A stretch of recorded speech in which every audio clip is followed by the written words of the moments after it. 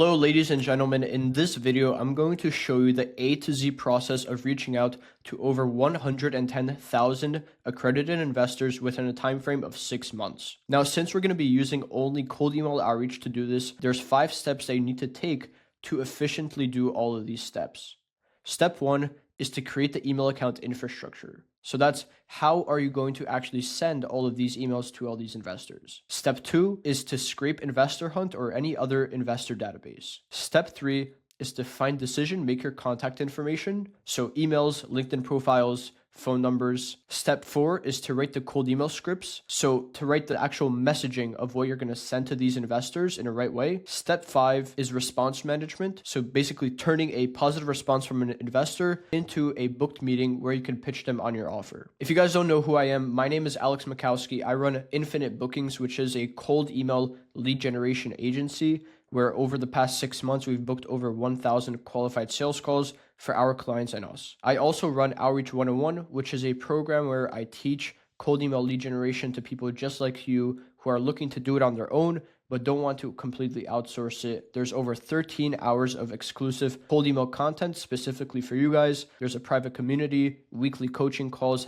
and a lot of other utility in the group. So without any further ado, let's get into more detail on the 5 steps that you can use to target over 110,000 accredited investors. All right, so like I mentioned, there are the 5 steps to create a hyper-personalized system that can send tons of emails to accredited investors.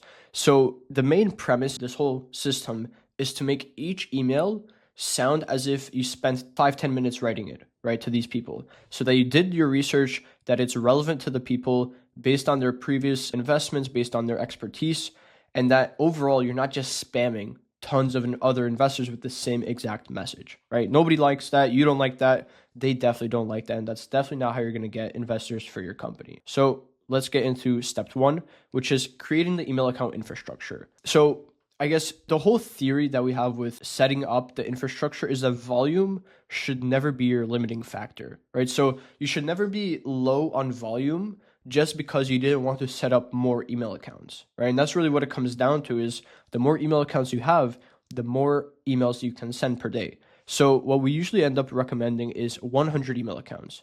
Now this will probably cost you anywhere from $300 to $400 depending on what email service provider you go with. And that will allow you to send up to 2,500 emails every single day with near perfect deliverability, right? It's really, really hard, almost impossible to get 100% deliverability.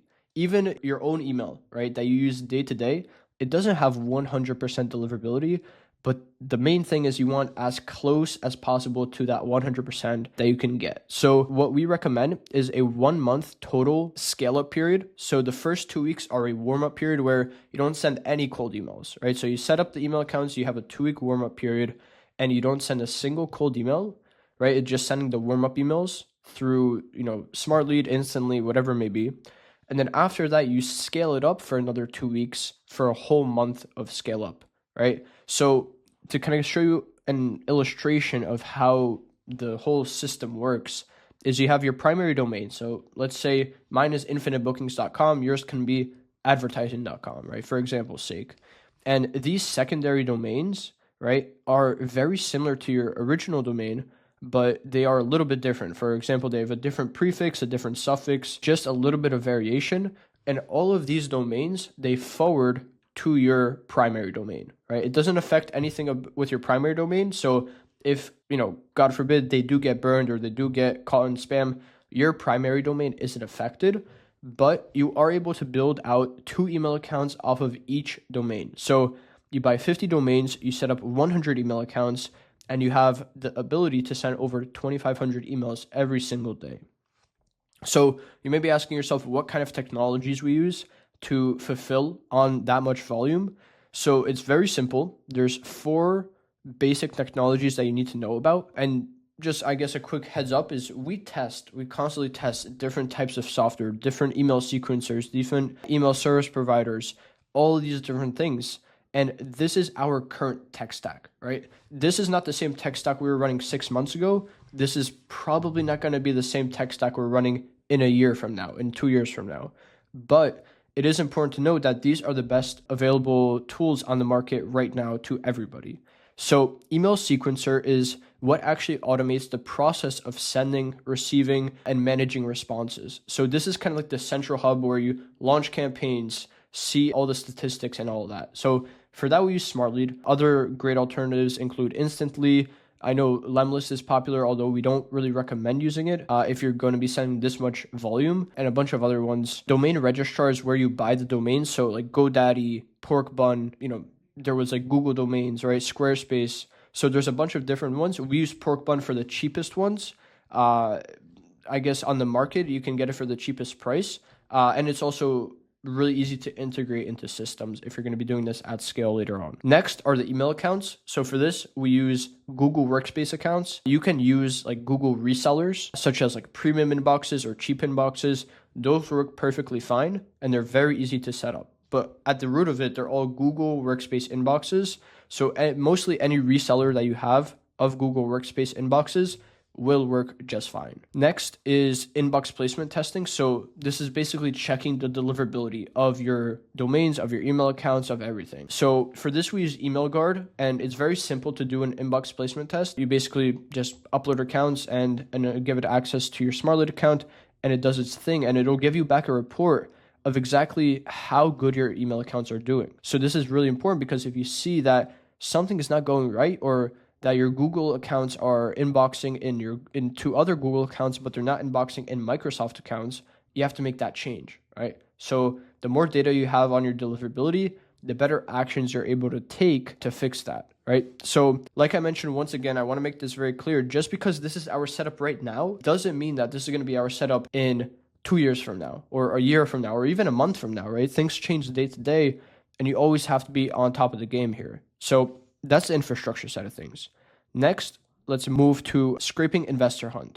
So what is InvestorHunt?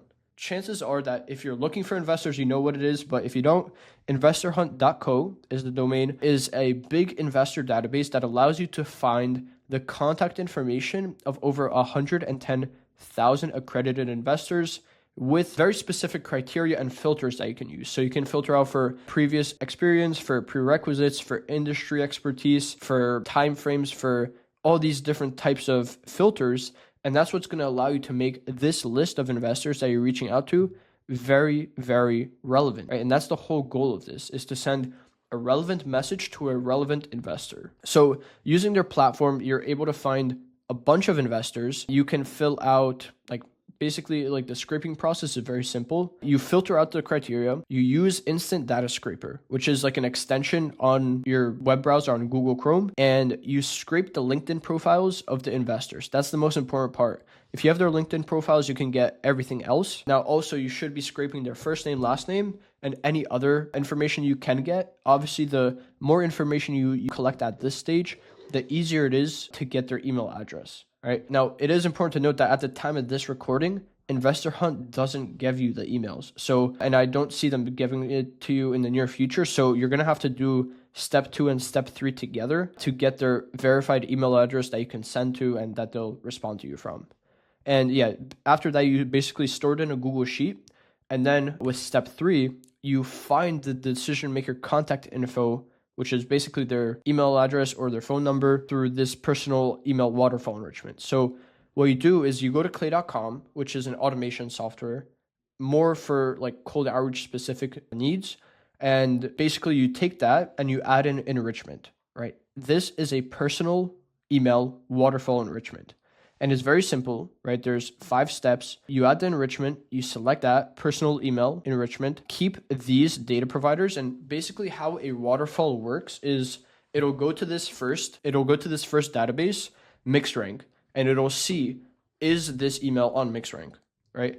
If it's not on MixRank, it'll go to RocketReach. And if it's not on RocketReach, it'll go to retention.com and so on, right? Now, if it does find it in MixRank, then it just won't go to all the other ones. So it's a very efficient way of finding a ton of email addresses and using a bunch of different data sources. And this is really where clay.com shines, because it's very easy to do this, right? It'll probably take you a few minutes. So yeah, this is the whole goal. It's turning the LinkedIn profiles and the first names and the last names that you get from step 2 into email addresses that you can actually write emails to. So you map their LinkedIn profile as the input, and then you run the enrichment. Now, one thing to note is that you have a bunch of emails, right? After that enrichment, you need to SMTP verify these emails. So what that means is basically ensuring that these emails are valid to contact, that they're real emails, and that someone on the other side is actually using it. So if you don't do that, around 70% of them are good. 30% of them, if you send to it, you're going to burn your domains, right? 30% of the emails on average that you get are just not verified, right? And not safe to send to. So what I recommend, you use millionverifier.com. I'll leave a link in the description so you can just click on it right away and verify your leads. It's cheap, it's easy, it takes a few minutes, but it makes the world of a difference, especially since deliverability is such a big concern. Next is using Clay to personalize your emails. And this is really where you're going to be able to make the emails sound as if you went onto their LinkedIn profile, did their research, watched any YouTube videos, stuff like that, all about the investor. So this is by no means like necessary. It will 100% make your outreach more effective though. So just keep that in mind. With cold outreach in general, what you're willing to put in as the input, as effort, is what you're going to get out. So the more effort you're going to put into the campaign, the better it's going to perform. So just a few examples of what you can do with Clay. You can scrape information from websites and LinkedIn profiles, right, using their AI feature. So you can look for their locations, investment focus, recent news, recent posts, stuff like that. Scrape their last few posts, return social media data points. So how many followers they have, their social media links, if they have a Twitter, if they have an Instagram, if they have whatever it may be. And you can filter based off of that. Run a lead scoring enrichment, right, to see basically who is the most relevant to reach out to. And then you can base your outreach strategy off of that if you want to do a more manual approach. And then you can also, of course, create AI generated personalized first lines. So you can kind of compliment them on their LinkedIn profile, on any recent podcasts that they've been on, anything like that. And obviously that's just kind of like the bare bones of Clay enrichments and kind of personalization, but there's a lot more that you can do. And once you guys get more comfortable with the platform, if you haven't already, then you can really see how it shines. Step 4 is writing the cold email scripts. Now, obviously, a lot of different people are going to be watching this video from different sectors, different industries, but I want to give you a rule that has led us to kind of simplify writing cold email scripts into 3 words, right? So this is what we call the thesis of 3. This is our rule before we run any campaign, do the cold email scripts, check these points. So if you want a cold email to be predictably well written and effective, it needs to have these 3 characteristics. Number 1, it has to be direct. So it has to be under 75 words and have barely any filler words. Number 2 is relevancy. So if you're trying to sell to everyone, you're going to sell to no one, right? That's how it works. And you need to talk to these investors on a very individual level, right? Cold email is not like ads where you just push the same video, the same message to a bunch of people, right? You need to be talking to people on a one-to-one level, and that's what's going to make it most effective. And number 3, lastly, it needs to be value-based, right? These investors need to see the value in your message, and they need to see why they should even respond to you in the first place and why they should get on a call and move down kind of your investment funnel. So long story short, solve problems for the specific demographic, and you will book much, much more calls. So the goal of every cold email is to just convey the investment or the idea of the investment to the investor, right? In a kind of interesting way where they don't get bored, but they just get straight to the point, right? There's no beating around the bush with investors or anyone that you're writing emails in general. So here are some common mistakes that we stay clear of. Pretty simple, right? Just don't do this and you'll be completely fine. So yeah, that's really it. And then next is, and the final step is response management. Response management is basically turning an interested investor that said, for example, hey, yeah, send me some more information, or send me your pitch deck, or send me, your website, or whatever it is, and turning that into a booked call, right? Where you can reserve that 15, that 30 minutes and tell them more about your business, your offer, your investment that you're looking for, whatever it may be, right? And at this point, you have 2 points of contact with the prospect, or you should at least. You have the email conversation, right, that you've been talking to them with, and then you have their mobile phone number. And with that mobile phone number, you can call them, you can text them, you can do a lot of different things. And it's your job, really, with this process to basically turn this hot lead that they are as the investor into a booked sales call as quickly as possible. That's why if you have a positive response from an investor, you need to be responding as soon as possible to them, right? Usually we respond within 5 minutes. We call them, we double dial them, we text them, but even the next day we follow up, right? And we are really kind of rigorous with how we follow up and how quickly we get back to these people, right? It makes the world of a difference. If you're wondering, like, why is this so important? Why can't I just respond tomorrow? There was a study done by Dr. James in collaboration with MIT where they compared the data of responding within 5 minutes and responding after an hour. And the results were basically 100x different, right? So if you respond to a lead within 5 minutes, they're 100 times more likely to convert into a call rather than if you respond after 30 minutes. So that 25-minute window makes the world of a difference. And if you're talking about investments in your company, there should not be any playing around. So just dedicate the time, respond within 5 minutes, set up notifications, and you will get more results. So that's that. If you are looking to learn cold email on your own, there are many different options for that. Outreach 101 is one of them where you can learn from me. There's over 13 hours of exclusive cold email content, over 100 members in the community, a bunch of other features, tech discounts, product hunt scraping, pre-built outreach campaigns, and a lot of that. So if you did learn anything from this video, please drop a like, subscribe for more videos, and leave a comment if you found this valuable. And thanks for watching. I'll see you in the next one. Bye-bye.